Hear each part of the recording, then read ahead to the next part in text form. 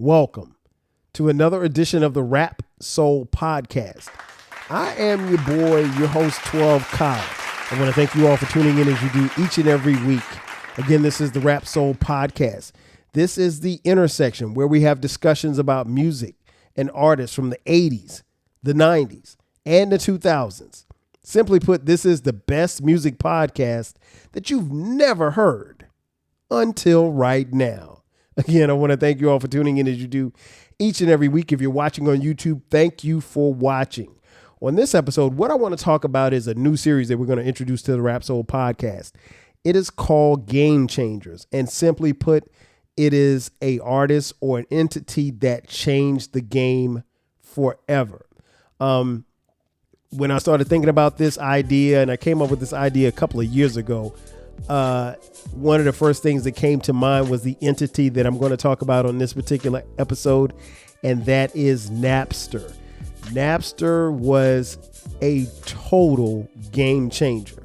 I will go as far as to say that Napster changed the game so much that the music industry never caught up to Napster, even though it did shut down Napster. But it didn't catch up to Napster and the music industry as far as where technology was. And quite frankly, it's still behind to this day. If you're not familiar with Napster, I don't know how you could not be, but there may be some of you who are listening or watching who weren't around or alive when Napster was doing its thing, if you will.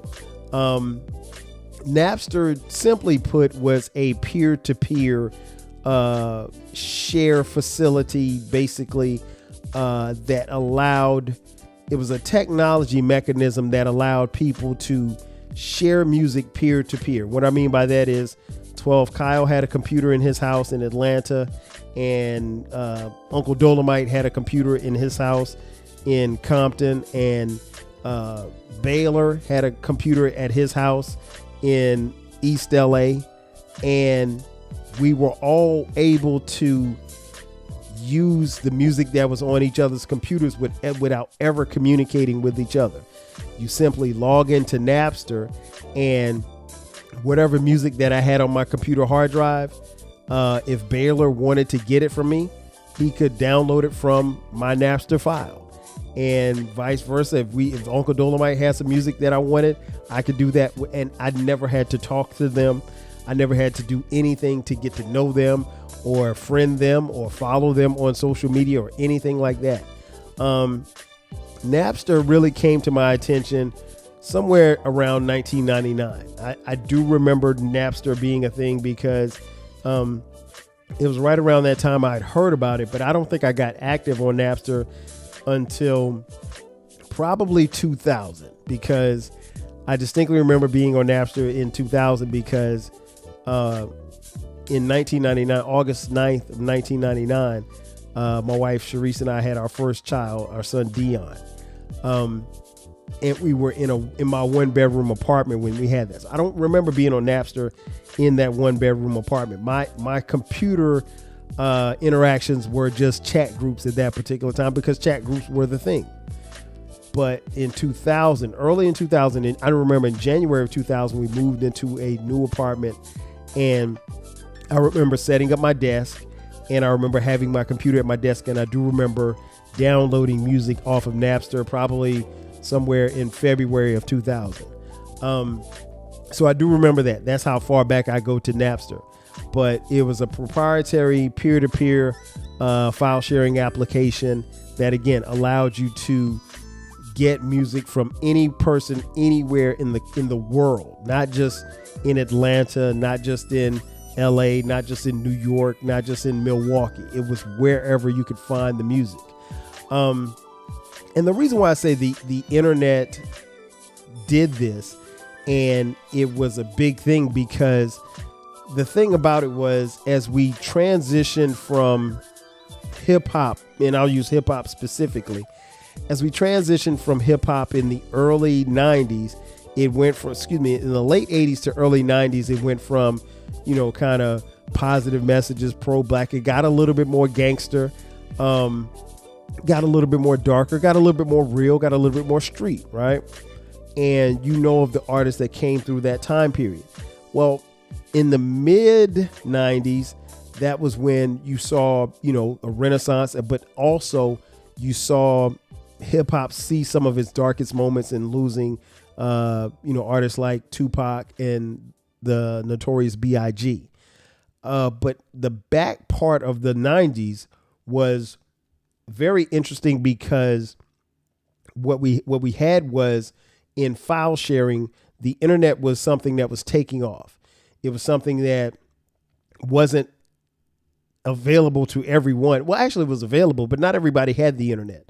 And the funny thing is, like, back then, it wasn't like you could just click a button and download music. You could, but it took forever. Like, I remember if I wanted to download a song, that might not take that long. If I wanted to download, let's just say I Get Around by Tupac, and it was on King Germ's computer, I could probably download I Get Around, which is probably about a 3 or 4 minute song. It would probably take me about 10, 15 minutes to download that song, depending on how fast his computer was and how fast my computer was. I'll touch more on that in just a second. But if I wanted to download the Me Against the World album, now that would take more time. Depending on what type of computer I had and what type of computer King Germ had, I normally would download people's albums and from my Napster account, and I literally would like set it up and I'd hook it up and I'd log into my account and I'd start the download process like right before I went to bed. And more often than not, by the time I woke up, the download was complete. But I mean, it literally would take hours. If I downloaded from a computer, it may take 5-6 hours just to download, 12 songs. It was the internet. There was no such thing as just being fast. Now, I mentioned earlier about internet speeds. The internet speeds came to play because if you had a higher, faster speed, your download time would be faster. For instance, if you were on, I think it was like a T1 or T2, those were the fastest. Those were the closest things to high speed internet that we had. It wasn't like now how it is, with Wi-Fi and fiber and all this stuff like that. And you click a button and as soon as, the pages pop up and they go down so fast. We didn't have that back then. So, how often you downloaded something or what you downloaded really depended on, who you were downloading from and what type of computer you had. I don't think for a while I didn't have a T1. I think I was probably like a T3 download. So I was a little bit slower. So not a lot of people were downloading from me. But when I went to download, I made sure that if I wanted to download somebody's song or I wanted to download someone's album, I got it from a T1 because quite honestly, I didn't have time to waste. And what this did was it started the process of us, the consumer, getting music, pirated music, if you will, for free. Now, there's a morality piece here that I'm not going to get into, but there were people who didn't like the idea of the fact that we could go online and get someone's whole album and not have to pay for it. I will say this much: most of the stuff that I downloaded off of Napster was not new music. It was music that either I had on CD or I wanted to get on CD. And that was another thing that happened with Napster. Napster helped the innovation of the blank CD. Blank CDs were a big thing. And most computers at this particular time, whether or not you had a laptop or you had a regular desktop, most computers were being built with a CD burner. And what that was you could get a blank CD. And here's how the game would work. You could get a blank CD. And let's say you wanted to download the latest Jay-Z album. You would get that blank CD and you would keep it, right? And you would go to Napster, find the newest Jay-Z album. Let's say the latest Jay-Z album was Volume 1 from Jay-Z. So you go get the Volume 1. So you see it, it's on a T1. So I start downloading it, right? I go to bed, wake up the next morning. I have the Jay-Z album in my and it's in order. It's in order just like how it is on the album. And the sound quality is great. Everything is great. No problems. And then what I would do is take that CD, put it in the CD burner, and I would then burn the CD. Now the CD burner, depending on the type of burner you had, it could take a while. It could take, a couple of hours or whatever to burn. But when all was said and done, now I have Volume 1 from Jay-Z. I didn't leave my house. It didn't cost me a dime. And what happened was there were more and more people like me who were doing this type of thing. And the record industry realized, like, hey, this is preventing us from making money. Because here's the thing, folks. What people don't tell you about that time was CDs were very expensive. I mean, like, we saw CDs go from what used to be tapes. We saw tapes go from like $7 to like $9, and then CDs, when they came, it became a thing in the prime of CDs. The CD run was, I say CDs could go anywhere from $10 to $20 for your favorite artist. Now, that may not sound like a lot, but think about it like this. What if your favorite 3 rappers or rap groups came out with albums at the same time? So let's say Run DMC, Outkast, and A Tribe Called Quest come out with albums on the same day. You got to make a choice. You only got $20. You can't buy all of the albums.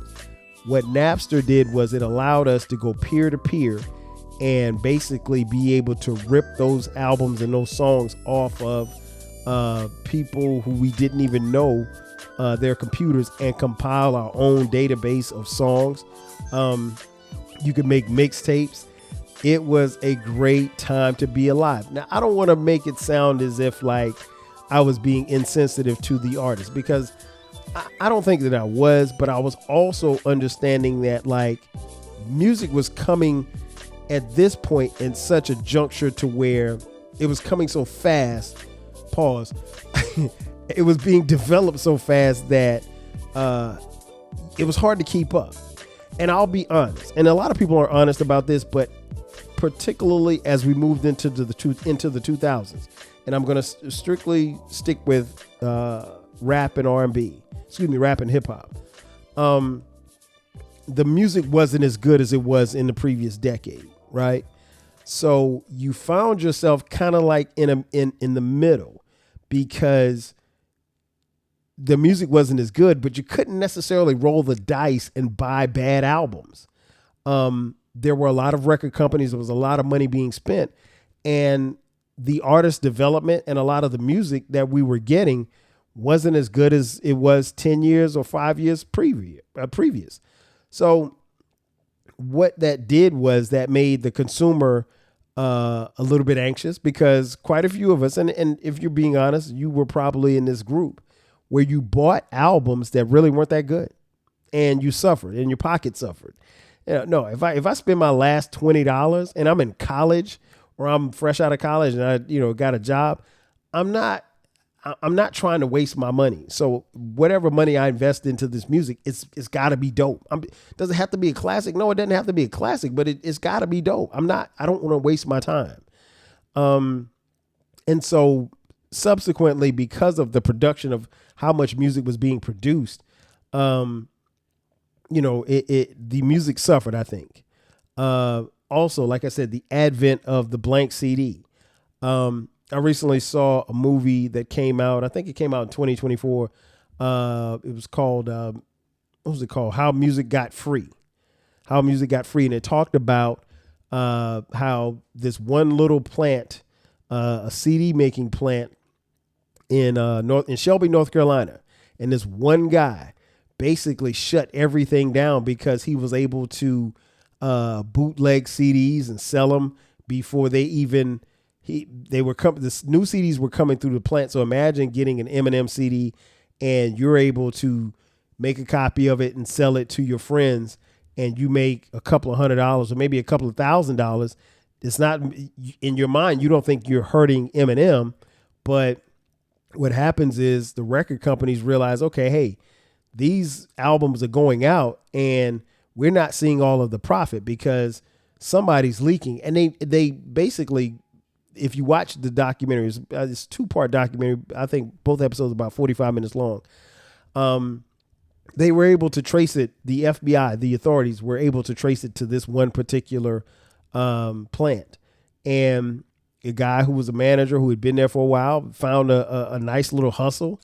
And, you know, I can understand how he got into what he did. And it was through mechanisms like Napster that made these type of things happen and made it possible. But, you know, that came at a cost, because at some point the price of blank CDs skyrocketed, and places that I used to buy blank CDs from, like Best Buy, for instance, their price of CDs and blank CDs went up. And so it was just like, man, I had to make a choice. Was I either going to pay $20 for a case of blank CDs and be able to get as much music as I could on those CDs? Or was I going to pay individually for all of these albums? And I'll be honest, a lot of the music, particularly hip hop in the early 2000s, wasn't as good. And so in my mind, I made an executive decision to not pay for albums, and the music came free. And I think what happened then was many fans, just like myself, got used to getting music for free. And technically you weren't getting it for free. Technically you were getting it on the backs of these artists and these record labels, and you were sticking it to the record labels. And many of us who were sticking it to the record labels felt like we were doing what the record labels had been doing to us for the previous 3 or 4 years. And was that a fair criticism? I'm not sure, but I will say that's what was happening. And in our minds, some of us, myself included, justified it by doing that. As I mentioned, I was newly married, had a kid, and no, I wasn't like I was in college where I could buy 5 CDs at one time. I just couldn't. So I had to make a choice on what I was going to spend my money on. And I decided to spend it on blank CDs. And right now, currently, if you walk in out of this room in my office and go into my garage, you will see boxes of blank CDs where I made CDs. And again, for the most part, most of the albums that I used or that I made were either albums that I had on tape or, you know, old CDs or what have you. I rarely went after new music. New music was a little bit harder to get. But like I remember one time for my Napster file, in one of my Napster files, I had like Prince's whole discography. And in my mind, I'm like, it's Prince. That's my favorite guy of all time. But I wasn't going to buy all of Prince's albums. I didn't have all of his albums. And there was no way I was going to buy. I mean, Prince has like 5,000 albums. There's no way I was going to buy all of those albums. So in my mind, I justified it by saying, hey, I can go on Napster.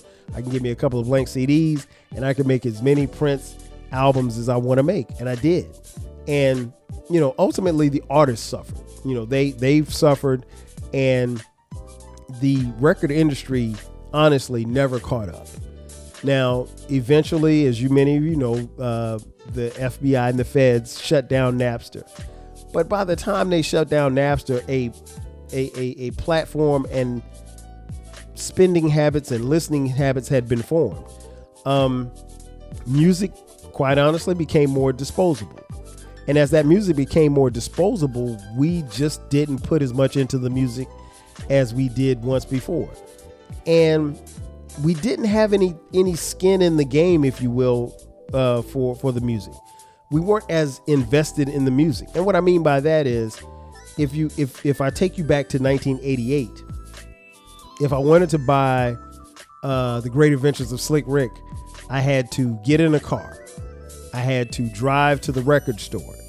I had to purchase the tape or the CD with my own money. Well, no, CDs weren't out then, so it was tapes. I had to purchase the tape with my own money. I had to drive back home. And mind you, I didn't have a car in 1988. And so I had to drive back home, then put it in a tape deck, listen to it, so forth and so on. In a tape deck, run the risk of the tape popping, which was something that happened quite often, particularly if you played the tape a lot. So a lot of different things could happen. Wherein if you move forward to 2000, 2001, 2002, you weren't as invested. I could literally open my computer, download an album, and walk away and eventually burn it to a CD once it finishes the download, burn it to a CD and have that CD to put in my car and ride around and listen to. And it didn't cost me anything. If the album that I downloaded was whack, I didn't lose anything. But ultimately the artist suffered and the record label suffered too. But none of us cared about the record labels. We only cared about the artists. To some of us, I can't say all of us. I know I did. But Napster was a game changer. It was a game changer. It changed everything about music and how we consumed it. And if you fast forward to 2025, what do we do now? We stream music, even to this point. I don't think I can, or maybe some of you can, tell me the cost of a stream.